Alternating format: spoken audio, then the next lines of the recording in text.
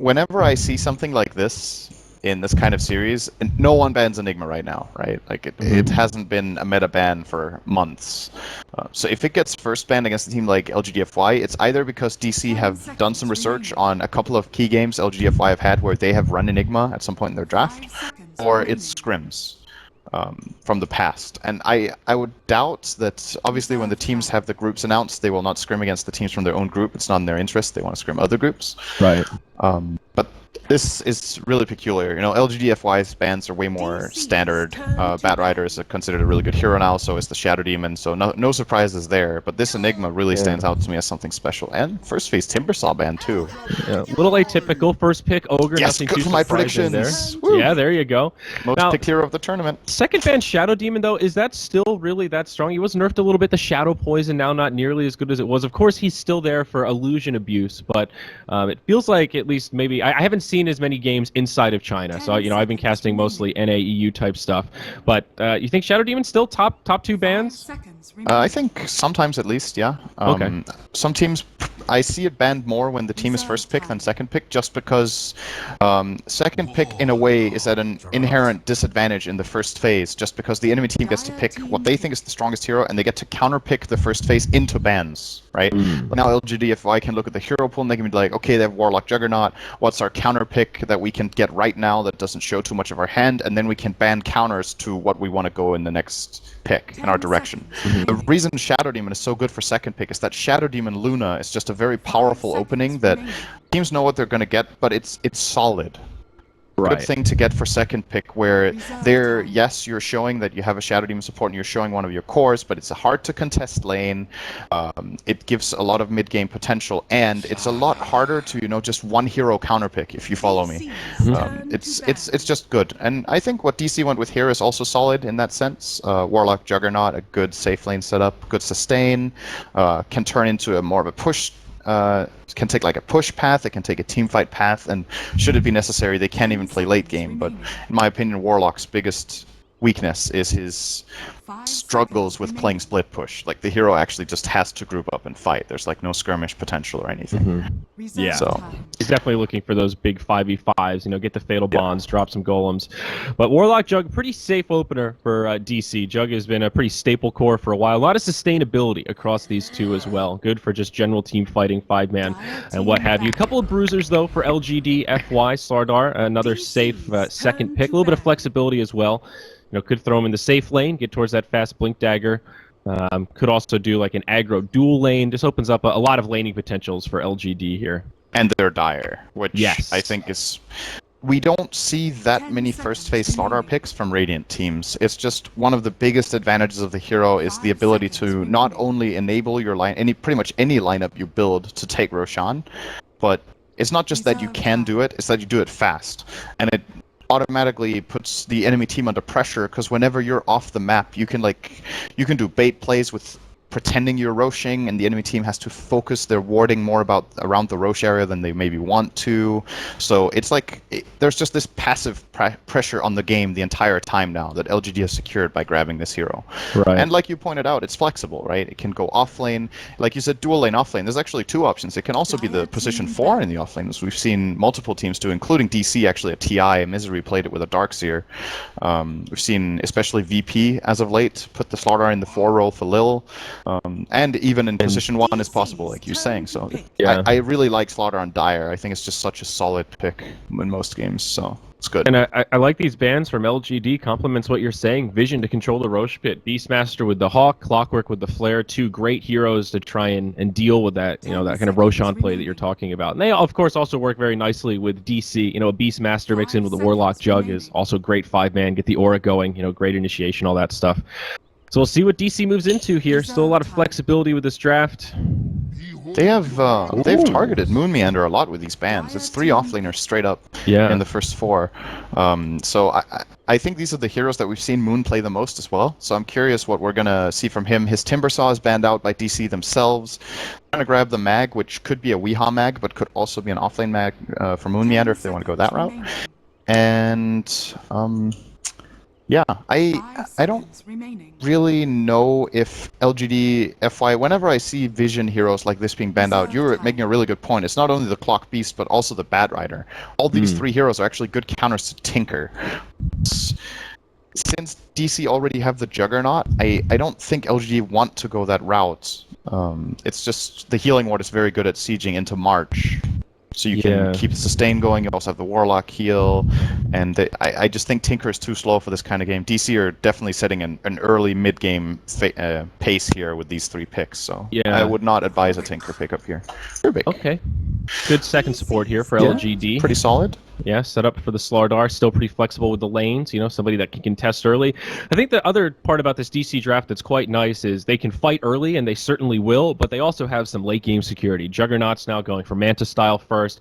Combos really nicely with Empower to make up for that Battle Fury that people tend to skip over now. So if it does end up going late game, you know, you've got the ability to stack up Ancients, kill them pretty quickly, and still have really good team fight that scales. You know, even Warlock can scale very nicely if he gets Ags, you know, manages to farm up something like a Refresher or maybe even an Octarine, you know, stuff like that. So that is the best of all worlds so far. I mean, I think the LGD draft brings a lot to the table, but DC are in a pretty good spot here. The nice thing for LGD is that this draft can contest in the early game. And I think it's important when you're playing into this kind of hand that DC have that you can't really afford to lose your lanes. If you lose the lanes to a team with this kind of power spike at like minute 10 where both Juggernaut, Warlock, and Magnus are somewhat online and want to go in team fight, if you lose the lanes and you have weaker team fight, you're going to end up conceding tower after tower. Now it's even worse because there's also Darkseer. Like the team fight from DC is extremely powerful. Whoa. LGDFY on the other hand, when they showed the Rubik, I think this is what made DC go for the Darkseer pick. They showed two supports. Ogre and Rubik more or less exclusively played as supports nowadays, so it puts Slark in a core role, and it shows Darkseer what supports he's up against. If Darkseer is good against the enemy supports, you can ensure one of two things: either he gets a one-on-one matchup, which in most cases he loves. Darkseer benefits a lot from that, or LGD will have at least one support stuck in that lane. Right. If Darkseer has a good one-on-one matchup, if he beats the enemy hero, he will beat him really hard. Like, he will push his lane, he will farm the side camp, he will push the tower, and you either have the choice of sacrificing that and trying to win elsewhere, or you have to camp a support there to try to mitigate the pressure. But then the problem is, where are you pressuring yourself then? If Darkseer is already pressuring you to keep like 2 or 3 heroes in your safe lane, imagine what the rest of the map is like. So I think this Darkseer pick is actually super good here for DC.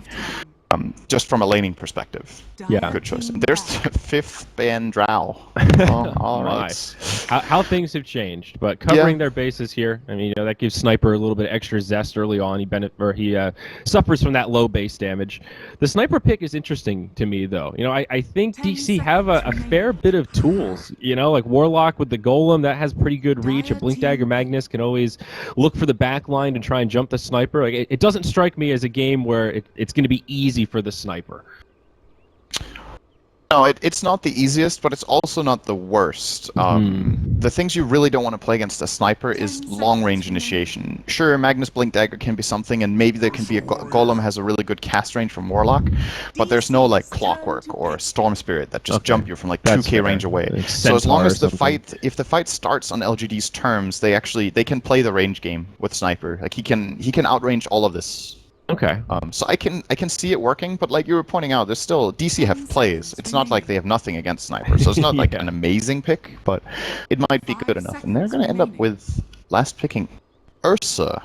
Very interesting. So is he? I guess he's just safe lane. Ursa does not like playing against Darkseer. That's not a good lane matchup at all. So I'm a little bit worried for LGD for that reason. PA now for DC. Very nice. So is this support PA position actually. 4 PA? Yeah. Cool. Well, and this is also, well, maybe not. No, wait. It's a support Magnus. Huh. They're going to put Misery on that Magnus as it looks, and then we will play mid. They may swap here when we get in. There is always a chance, but that is peculiar. PA has a really good core-to-core matchup in this game. That hero is super good against both Sniper and Ursa. Ursa is a little bit of an interesting one, actually, because it's not as one-sided as you would think, but I still think PA likes the matchup. The reason it is not obvious is when you think of how overpower works for Ursa, he gets, like, on max level, he gets 6 fast attacks, and you would think when you're playing against PA, well, you run out of those attacks, but the count Oh, okay. down. So if Ursa starts laying into PA and she keeps dodging, Ursa will keep hitting fast until he hits those 6 hits. He'll just keep going. So ultimately he will get his damage out, but you know you're still playing around, okay, how long is it actually going to take you to get those 6 hits in? But at least you know you will get them at some point. We'll see. All right. Well, here we are. I like this matchup. This looks like a good game to me. Yeah, certainly so. And of course, this is best of 3 for this group stage here. A lot of other series going on. Thank you for joining us on the Boston Major 3. I'm Zyori. He's Synderen for anyone coming in late here. And we'll move into a pause to get things started. Did you do your prediction, Synderen? I'm on it right now. I'm going to do 0 to 2 Roshan kills. I think highest net worth is going to be... I'm going to go on... I'm a bit on the PA train here. I think she's going to have a good early game. Although there is an Ogre and Rubik. Actually, this Radiant lineup, looking at it, is actually pretty greedy against the support. It's like Darkseer is making a lot of space. Now, I'm going to flip to highest net worth minute 10 is going to be Ursa. He's going to get a Roche kill, I think. For 10 minutes, okay. Yeah, I could see it. Or he's... Even though possible. this Darkseer lane is... Yeah, I'll go with Ursa. Let's see if I'm right. Last player to be killed. Coin toss. Who do you think? Let's do Moon Meander. I went Ogre. Last team, or team with the most Roshan kills will be LGDFY, I think. Let's see. Yeah, that's what I did too. They definitely have their Roche lineup is super good. Here we go though. Smoke coming in from LGDFY. See if they can find anything. DC in a pretty good position. We gets the Ion Shell. Charges the front line, and it looks like they'll just back out. No first blood drawn quite yet. All right, easy disengage. Soxa pretty much played these first 30 seconds perfectly. So he broke the smoke on Rubik, which messed this play up entirely for LFY. They didn't get the opening they want. And he placed more or less the perfect sentry that covered all of the spots he would expect them to have placed their ward in, and he found the sentry in the tree line and got rid of that. So DC basically just secured their safe lane with this play from Soxa. So very, very good stuff from him. Make my life easier. All right. Any trickery here in this laning phase? Looks like Soxa will be bottom lane, supporting up Resolution's Juggernaut. In the mid, it'll be the Weeha Phantom Assassin, and it is indeed Misery on the Magnus. He goes for the level 1 in power just to make EA's opening laning stage a little easier here. And then, of course, off lane, it is that Darkseer by Moon Meander. Looks like a dual lane mid from LGDFY. God, that's a lot of characters. Super here on the Sniper and Zhao 8. On the Ogre Magi, Yao takes the off-lane Slardar, and that leaves us with a dual lane here in the safe, and one of the stand-ins on Ursa, and the other stand-in DDC, playing on the Rubik. And what we saw here in the start and mid is the reason I did not pick PA to be the richest hero at minute 10. Because the structure of DC's lineup is inherently pretty greedy in the start, right? Like, you have a jungling Magnus with Iron Talon. Either he would jungle or he would dual lane off lane with the Darkseer. And that means this Ogre can put a lot of pressure. So ideally for LFY, this PA does not have the greatest time in mid. And because of that, I think Ursa top will be favored in that sense. But it could also end up just being the Juggernaut, actually, from Resolution then. We'll see.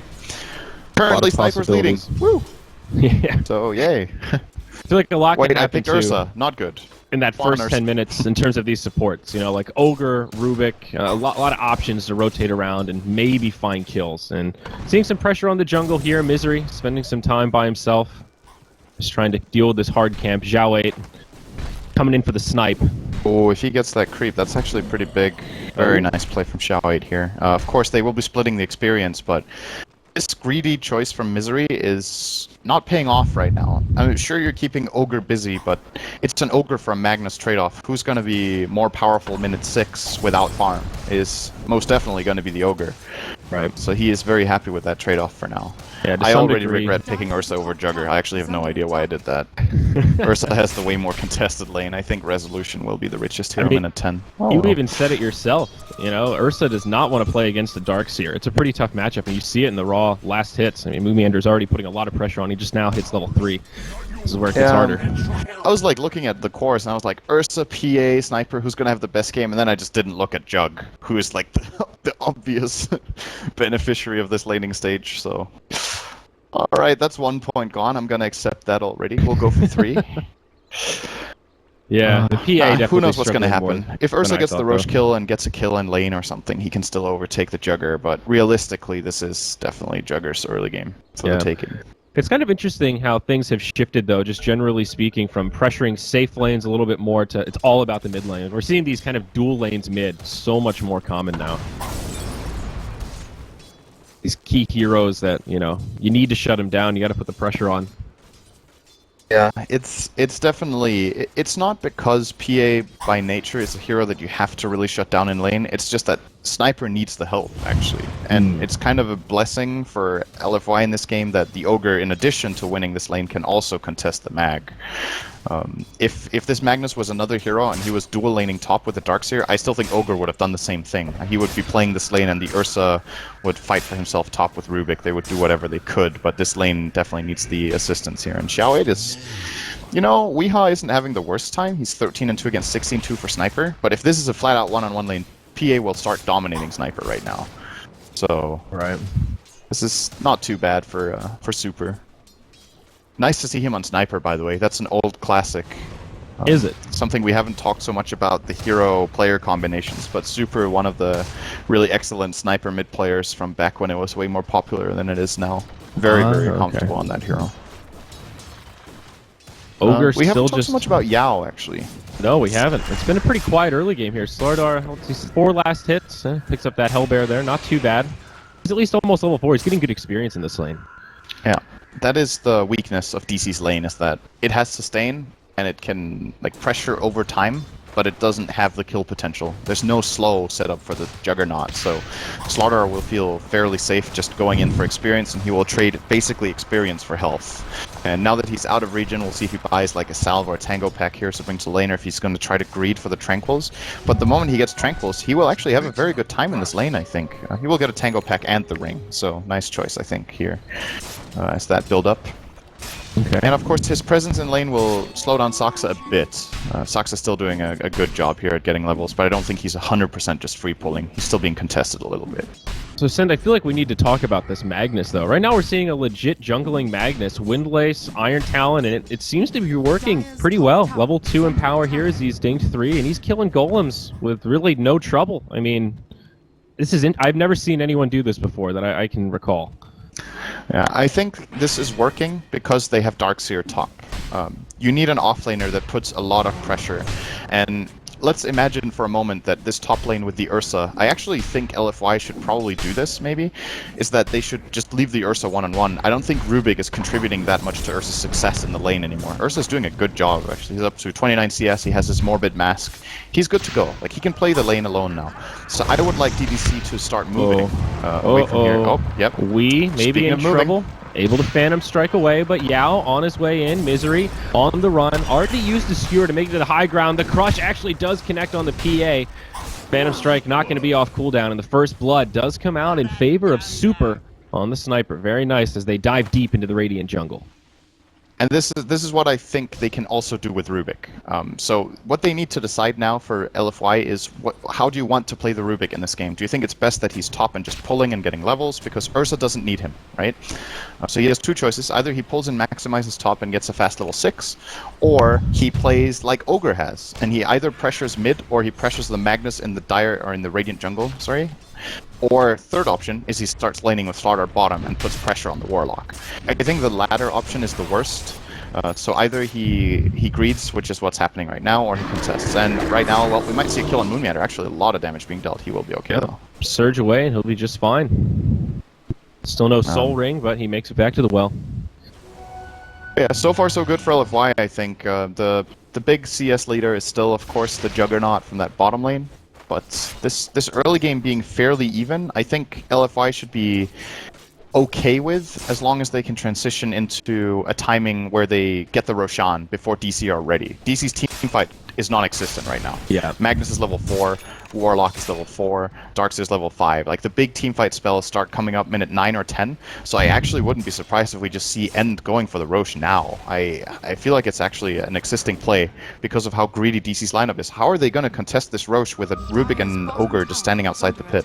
Yeah. Oh, I think you're absolutely right. It's a pretty short window. Both those supports the Magnus as well as the Warlock close to level 5, so it's a closing window here. Warlock actually already 5, and he's gone for that 3rd point in Fatal Bonds. Yes, perhaps ready to team fight if need be. Yeah, this is something we often see. Most Warlocks like to have the level 4 Fatal Bonds as fast as possible, and then you just decide in the game, do we need Shadow Word level 3 or not for our lane? And in this game they have Healing Ward, and Resolution's fine anyway, so I like this choice a lot of going Fatal Bonds higher. Well, this is a key tower in terms of contesting Roche. This will help open up this area for DC. Very smart idea to push here, and they might be able to take a team fight. We'll see. Initiation comes out onto the Juggernaut. Resolution with the Iron Shell on will Blade Fury away, and he'll be fine for now. He gets the Surge. Healing Ward gets killed, but they will make it back. Soxa. I think Soxa could be no? Did not have caught by the Ignite, but he makes it he's back. out of Shrapnels, actually. That got dangerously close, though, for Resolution there. He was the Ogre was mid-animation on the stun under the tower when he got the Blade Fury off, and if that Blade Fury doesn't come off, I actually think that's a dead Juggernaut, and that's huge, because that would be Roche. Speaking of that, it's probably Roche anyway, but a Juggernaut to boot wouldn't have been bad here for End. Yeah. Now they do still have an Omni Slash available. He's got a Mango, light on mana right now. Still no big ultimates. This is that perfect timing window we were talking about for LFY. Roche below half HP. DC starting to rotate in, but it's only 3. They're not going to get there in time. All right. Come on, Ursa. Closing in on top net worth. He has a minute and a half. He needs to get a kill on Jugger. Then I'm right. You're actually... Come on. You're getting close to calling this, man. My PA prediction is going by the wayside. I'm still pretty sure Jugger's got this. Yeah. But if Moon starts stealing his CS here with Ion Shell, then we might be closing in. Nah. So DC are not letting go of the pressure here on bottom, though. They're going to keep going for this tower even against a team with Aegis. I like it because they are taking advantage of the power spike of Juggernaut right now, and the Darkseer's presence in the lane, and will secure them this tier 1, so pretty good stuff here from DC, reading the situation very well and getting what they can. Quite nice for Resolution. Finishing off that last hit on the tower gives them about a 1k net worth lead, a little bump and some more items starting to come about. Iron Talon up on the Jug. He's going to move into his Yasha for that Manta style, and Mask of Madness now up on End's Ursa alongside that Aegis. So we'll see. Maybe LGD will try and get aggressive here, use this Aegis, or if it'll just be a farming Aegis, only time will tell. They do not want to use this for farming. I'll guarantee that. They definitely want to try to fight with it. But the difficult thing here is finding the right fight. Since DC's teamfight ultimates are starting to come online, Warlock's almost 6 now. Magnus is, as a matter of fact, 6. So you need to be a little careful. Very nice smoke wraparound here from DC will get them the kill on Super Sniper. Yep. Ursa not going to be able to get there in time, but they might be able to go in onto Wee. The Warlock Golem comes down. It kind of breaks this up a little bit, but Weeha's still in some trouble. He's on the run. Yao will connect with the Crush. No, it's off the mark. Oh, stolen Golem from the Rubik, though. This should secure some kind of a kill here. Telekinesis will lock down the PA. It's an RP on 3 plus the Golem, but there's no follow-up, and of course it won't be enough to keep his good friend Weeha alive. This Ends is up a really very well. Big moment of opportunity for LFY. So they lost the sniper for PA. So this smoke wraparound for DC looked really good. They got the key kill and it gave Warlock level 6. But now that both Golem and RP are on cooldown and LFY have a Golem to boot for another 30 seconds, this tower is just flat out gone for DC. There's no way they're going to be able to hold this.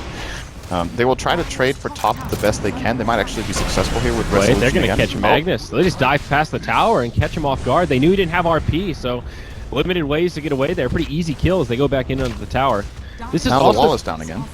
This is also great for the Rubik. Oh no, he already dumped the Golem. I thought he might save it and try to use it on the next cooldown.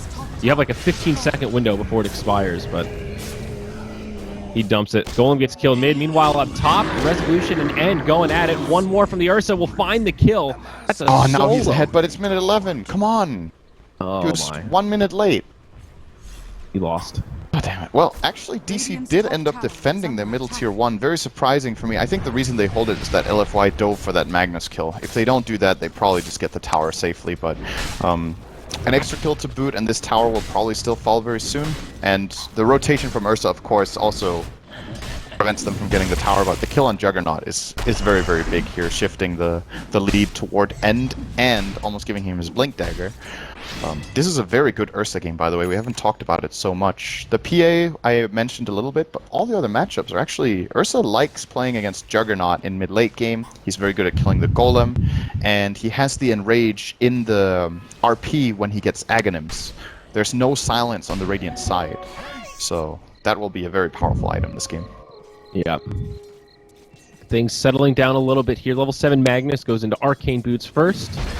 And the Yasha on the way for Jug. Let's take a look at the overall graph, and still a lead for DC. Experience is zeroed out, but still a very even game. As we talked about, even though it's possible for Sniper and Ursa to thrive here, DC still have a lot of options. And as long as they can manage these cooldowns, RP, Golem, Vac Wall, always a threat here for LFY. Dragonlance on the way for Sniper, just about 250 gold off, so super. Getting one step closer to that range, sitting in the far back as we see a smoke rotation headed up top from LGD.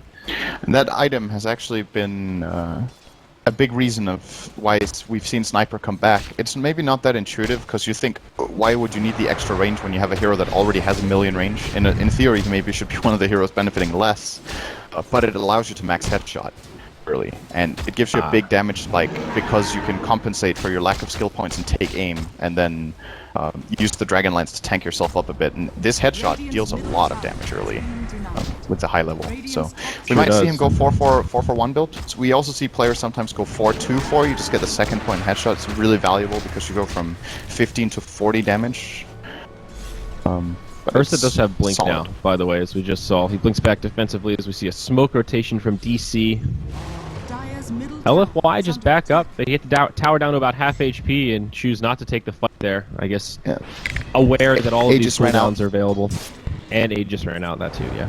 Primary reason I think here is that they acknowledge DC's strength here. They know DC's type of game right now is just, if we get a flat-out 5-on-5 engage under a tower, LFY are in trouble. But if they can enforce like a split push skirmish type kind of game, that's where Ursa can shine. Sniper's actually not too bad at it either, and Slark, especially when he gets the blink, will want to play like that. So they are just avoiding the worst case scenario for themselves and just being content with probably knowing that this game is fairly even right now and just looking for the right moment of opportunity later. Yeah, Yao is about halfway towards that blink dagger on the Slardar.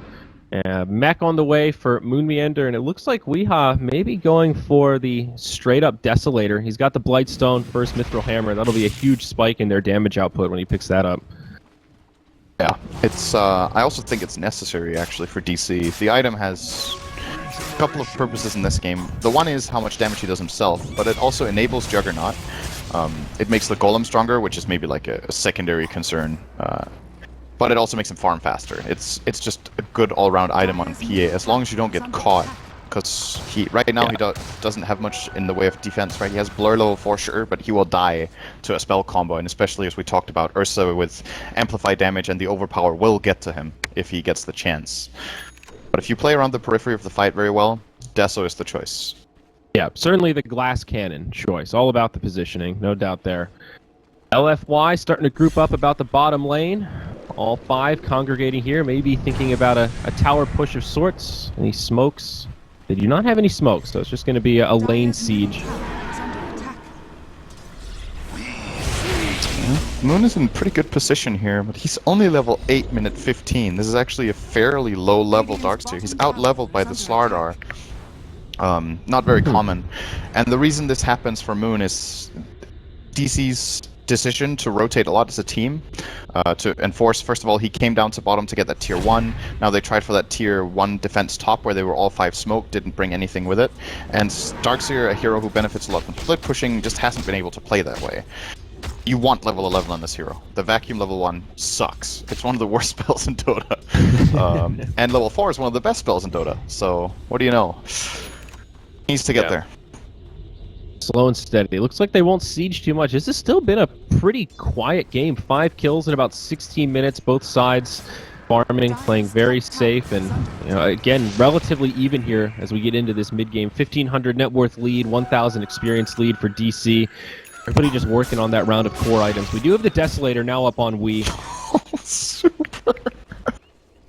I can't believe I saw that. I'm sorry, that just reminded me of a pub game, you know. Slardar is farming the dragon camp. He needs the one small dragon to have his blink, and Super just comes over and auto-attacks the dragon and steals the last. Oh, Yao got another creep, so he's fine. The blink is flying out now. He's gonna get a TP scroll as well, probably. Super actually making a liar out of you here, Sind. As soon as he picked up the Dragonlance, he went back to max out take aim. Yeah, I was saying this. You go one of two ways, right? Either you go 4-4-1 or you go, you know, you can also go like 4-3-2. It's not like you have to do it, but most commonly is 4-2-4. And that the Dragonlance does play a big role in this being as good as it is. Yeah. Or if you're feeling that kind of game, you can max the headshot. All right, smoke broken. Nice spin from Resolution. Yeah, no way to initiate there on the Jug. Breaks the smoke, and they'll stay safe. Maybe looking for a counterplay of their own up top. They might find the Slardar. Throws some daggers, uses the Phantom Strike, but now RP from Misery. Airball. And blinks away. They even stole RP. That is pretty close to worst case scenario. Now they jump back in. Soxa getting low. He drops the rock, but it's not on point. Oh no, they're just going to get a free golem here. That's a little bit of money going the way of the Dire. And they get the kill. And they still have RP. Star blink crushing, miss. This should probably be the bottom tier 1 here for LFY, I think. Or the top one. Actually, they haven't done that much damage to either tower. Top is half health, but the bottom one is almost untouched. So it might not be able to enforce this enough. We'll see. End is moving in toward Rezo here. They have Assassination, but, well, it doesn't do damage there. Blade Fury.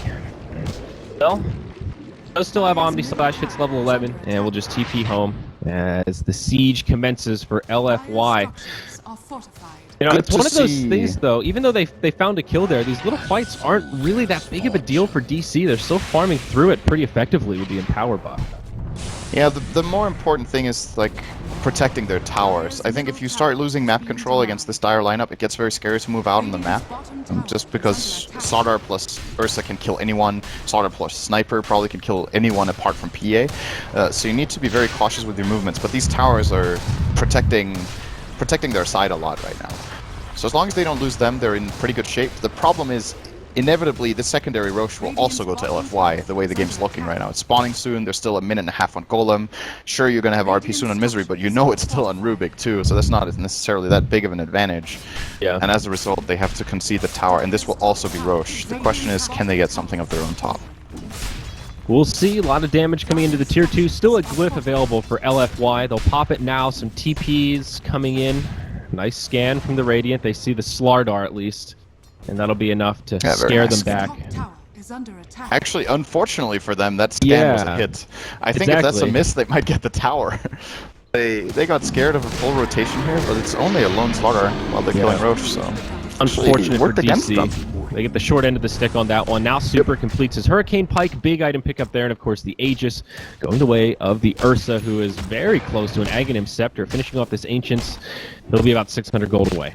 This is the item against PA for Sniper. PA's only way of really getting in on the Sniper is to commit Blink Strike. So the moment she jumps on you, you can pike away and buy yourself 5 seconds, and that could easily be enough to get the assistance of your team. You just need some sort of lockdown and space. Sniper is all about spacing, because he obviously has a big init range advantage. So as long as he can play on that type of fight, he will be favored in most matchups. Even against someone like PA, where you're going to miss a lot of hits, you still have your spells, which are really good. PA doesn't like being stuck in shrapnel or getting assassinated. You don't have health pool for that. Yeah. So just needs to not get one-shot KO'd basically by a jump from her or Mag. And that 2k net worth lead we saw for DC is now going by the wayside. LFY starting to take control as they group up once again, all 5 in the top lane, looking to put this Aegis to good use. Finish off the last remaining tier 1 tower for DC. It looks like DC won't even bother to defend this. Already at half HP, they'll have a free glyph, but they're going to take the aggressive approach. They'll try to split push themselves. Manta style up on the Juggernaut, Blink Dagger up on the Magnus. They will put some pressure on this tier 2 mid. And of course, the thing that we probably haven't stated enough is the importance of Empower in this type of game. Like, if the game doesn't... Oh, Rezo will get jumped. Actually wasn't fast enough in the spin. Nice RP, though. On 2, very nice. They've got the follow-up as Weeha jumps in, brings down the Rubik, brings down the Slardar. Beautifully done. DC get 2 quick picks. They do indeed lose that top tier 1. They get a lot of damage into this tier 2 mid. They still have the Golem, and they could reinitiate Zhao 8. He pops too far forward. Juggernaut getting credit for that one with the Omni Slash. from 2 to 3 as DC strike back and claim this tier 2 tower mid. They might be able to go high. No, they're going to go bottom. Okay, they're going to play it safe. They still have the golem, so I think DC can keep pressure on. Yeah, this was a very, very good move from them. I'm wondering if Rezo was actually baiting them there by not spinning that Slark stun. He wanted them to come in to set up Misery for that RP, and what I was getting at is, if LFY don't accomplish enough, this Empower will naturally just keep DC in the game, because they have 3 heroes that benefit from it, right? Mag himself, the Jugger, and the PA. A little bit of pressure from End will probably force them away. Moonmeander's thinking about it. He's only level 9, man. He's so low level, minute 21 on this Darkseer. Yeah, very surprising. Some blood surprising. here. He's gonna maybe get his own. Ooh, backing back. He will fine. live. Yeah, just fine. Being more conservative with the Golem Rock now. Still 2 minutes left on the Aegis, so they've got some time here. Blink Dagger now out on the Juggernaut. I do like this pickup. You know, you see it some games, and this is one where it makes a lot of sense. You know, jump in the back line if you can catch the sniper. Very effective item on Jug if you can use it properly. It's a lot more popular now than it used to be. I feel like it comes in waves. Like there have been windows in the past when it's been a popular pickup, but it doesn't seem to stick around, you know. It is just an awesome pickup in this game, that's for sure. Like, you definitely, again, it's all about spacing, right? Juggernaut wants to be able to get in on the sniper or in on the Slardar. That's a matchup that Juggernaut likes a lot, because Slardar has sprint on and will actually get soloed by Omnislash from 100 to 0 in most stages of the game. So if Rezo can find him, that's a good opening to the fight. Getting rid of a Slardar is very important. It's the primary initiation tool that LFY will try to use to set up their skirmishes and their fights in general. So definitely a fan of this Blink. The question is if he goes for the Diffusal next, because a trend we've seen emerge recently is the Maelstrom build on Jugger, which I think is really, really good. Keeps you farming fast. Omnislash, of course, gives you Chain Lightning procs, especially when the Mjolnir is really, really strong. And it's a nice all-round pickup against this kind of team, too. It also helps you by giving you mixed damage types, so you both hit hard physically and magically when you're jumping, so... The world is kind of his right now with Empower, you know, he's just gonna get rich. Yep, rotation down it bottom. Won't find much. Moon just TP's out. He'll be just fine. The rest of DC on the other side of the map. 4 staff now up on Magnus, so 2 mobility tools for Misery. This position for Magnus really has worked out well. He did keep tempo. He farmed decently in the jungle, and surprisingly, he's out farming the Darkseer right now. I mean, we've remarked a couple times that Moon's been, you know, slower than usual in terms of farm and XP this game, but I think that also speaks to, you know, how well the Magnus has been farming. Down bottom, Moon Meander just surges away. You know, Darkseer, if he struggles a little bit in lane or isn't farming that well, he's a hero that relies on jungle. You know, he can clear stacks in that early mid game, and instead Magnus was doing that instead. So, as we remarked, it's just a greedier draft from DC. There's only so much farm to go around. That is very true. What I would like to see DC do, actually, have they already bought their tomes? They do have 2 tomes on DC's side. I think you just buy up those books and give them to Darkseer. Read a book, man. Get clever. Because that will almost give him level 11, actually. I'm surprised they haven't taken advantage of that. Man, Rezo is pushing this to the limit top. He's going to force a rotation from Sniper, and actually he's going to jump on him. Oh my, he gets him with the Omni Slash. I don't think he finds the kill here, but pushes Super pretty far back. Assassinate will do some damage, times it just about perfectly. He gets half damage on the tower. If Resolution can survive here, this is a great little play. He blinks away, but Yao still in hot pursuit, has sprint on. Juggernaut will make it out. Very nice. The good old run the obvious path juke. That will often work, because in many situations like this, the pro players will expect some sort of a clever sidestep, but actually just ran straight through the tree line. All right, works out pretty nicely. That's a lot of damage on the tier 3, pretty much for the cost of just an Omni Slash. I think they'll take that. BKB also now up on the PA. That's a 10-second charge, ready to rock and roll. Very, always very big scary. item. Yeah, at this stage of the game, no doubt. Oh, they're gonna lift Moon. Oh, yes, Blink. He actually didn't get Fate Bolted there by DDC. A bit of a mistake. Could have definitely bolted him there in the lift. Only 1 outer tower remains for the Dire, and it will stay standing as DC backs up and reset and save it for another day. DC are definitely in a very good position in this game. I think they've got a good read on what their win condition is and how the earlier stage of the game needed to play out. It obviously didn't go ideally for them. They would have liked to have some team fights, but the ones we've had have definitely been on their terms. That's what you want. If you have a team fight lineup like this, you want to get the jump or get the key initiation that enables all of your spells to come together. And they are pushing LFY. This is the second Aegis from End that has expired. They cannot be happy with that. Like, as Dire here, you want to use these Aegises for sure. Right. I mean, that's kind of Warlock in a nutshell, though. We found with this hero, part of his potency is, and it's not that he makes the laning stage irrelevant, but he certainly makes some of those early kills matter less. You know, if you can find that good Fatal Bonds, Warlock ult combo in that 10 to 20 mark, it can be game-changing. You know, it just takes one good fight, one good initiation to break it up, and then you can regain all that momentum. That's pretty much what we saw DC do this game. A couple of missteps there, and now they've got a nice little lead for themselves. 5k net worth, 5k experience. They're finally feeling good. They've also got a trio of Blink Daggers now, so just a lot of range, a lot of tools to jump in that back line. Even though Sniper has the Hurricane Pike, it's a one-and-done kind of deal. You know, it's not enough to keep him safe from the PA jumping on him and then all of the follow-up after that, even now considering the Force Staff on Magnus. Oh, yeah, I was going to get Misery here. Yep, he catches him, follow-up from End, and my god, it's a lot of damage. But now the Golem, the Fatal Bond's doing a lot of work here. Beautiful catch from the Juggernaut. Omni Slash finds a double kill on the Rubik and Ursa on the back line. It's a 1 for 3. Well worth it to lose the Magnus there as they blow up. Ogre to boot. 4 down, 3 without buyback. This should be at least 1 lane of barracks here, Sind. Yeah, I actually think they're going to get 2 lanes. It's just, you know, Empower is really the reason this gold graph looks the way it does. If you look at the CS and not just the net worth, where it's obviously apparent that Jugger and PA are now leading, but on the CS chart, oh my god, PA almost just blew up super there with good pike usage. Just look at the CS values, right? It's like they have 4 heroes well above 100, Reso even above 200, and on the other side you have Slaughter, doesn't farm very well, Ursa. None of these Dire heroes actually have good wave clear, and they're playing against the lineup that's constantly pushing their waves with Empower, with Ion Shell, farming the jungles. They're just, you know, getting out economied in this game, basically. And that's actually an issue that we didn't highlight earlier. We were talking a lot about DC's ability to just farm, you know, and team fight, but their wave push and wave clear is just way superior. And LFY might regret the way they've itemized because they don't have any way of dealing with this constant push coming out.